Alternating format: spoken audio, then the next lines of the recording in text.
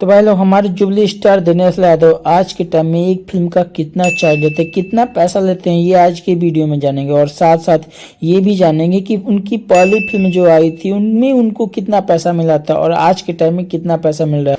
ठीक है।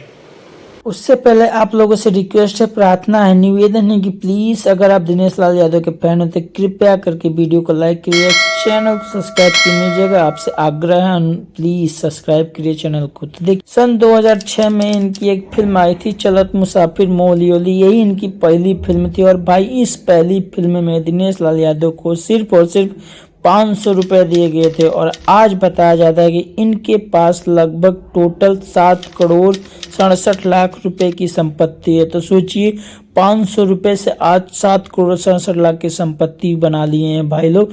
और साथ ही साथ ये अब के टाइम में एक फिल्म का भाई लोग करीब 60 से 50 से 60 लाख रुपए चार्ज करते हैं एक फिल्म का। तो भाई ये वीडियो है, कैसी लगी आपको वीडियो जरूर बताइएगा।